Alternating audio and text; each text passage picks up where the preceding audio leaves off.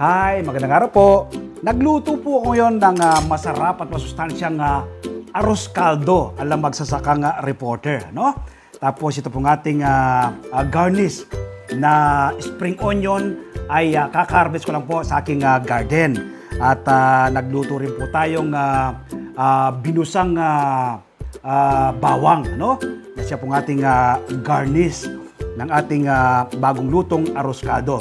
So maglalagay po tayo ng spring onion dito sa ating bagong lutong arroz caldo at saka po itong binusang bawang. Pampasarap po, ano? Pampasustansya ng lutuin. Ang bango po nitong ating bagong harvest na spring onion. Ayan, titaste natin kung gaano to kasarap. Ayan. Ayan, may laman at meron pong spring onion.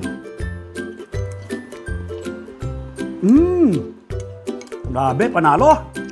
Isa pa. Tama-tama po ano, yung ating ginamit na spring onion dahil kaka-harvest lang. Sariwang lasa at manamis-namis po ang kanyang lasa, no? Isa pa.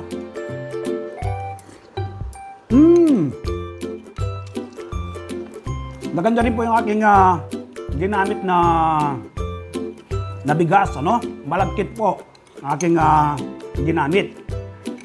Kaya napakasarap po niya. Tapos, hindi ko po siya ganong pinatuyo. Meron po siyang bahagyang sabaw.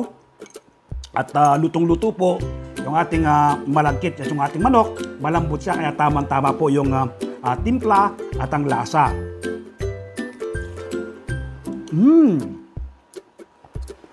From garden to table, no? Sariling tanim ko po yung ating ginamit na pang-garnish. Itong ating spring onion. Simpleng-simpleng alagaan naman po at patubuin ang spring onion. At ang pagluluto po ng masarap at masustansyang arroz caldo ay tamang-tama po, ano? Kung maulan ngayon sa inyong lugar, magluto po kayo nito.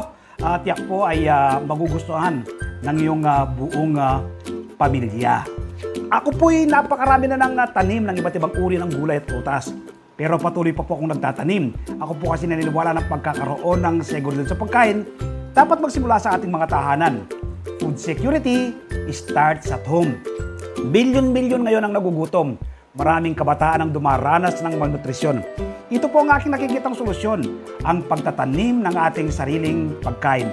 Nawa po mula ngayong araw na mapanood ako, magtanim na rin po kayo ng inyong sariling pagkain. Abangan nyo po ano, yung full episode po nito. Ano? Ang step-by-step na pagtatanim ng spring onion at ang step-by-step na pagluluto ng masarap at masustansyang arroz caldo. Nawa po'y nakapagambag na naman ako ng kahit kaunting kaalaman ngayong araw na ito. Lagi ko po sinasabi, food security starts at home. Ano po bang makukuha nyo kapag kayo nagtatanim sa sariling pagkain? Una po, makakatipid ka. Pangalawa, makatitiyak ka na masustansyang pagsasaluhan ng buong pamilya. At pangatlo, makakatulong ka sa pagpreserba sa ating inang kalikasan. Magtanim din po kayo ng inyong sariling pagkain. Happy farming po and God bless!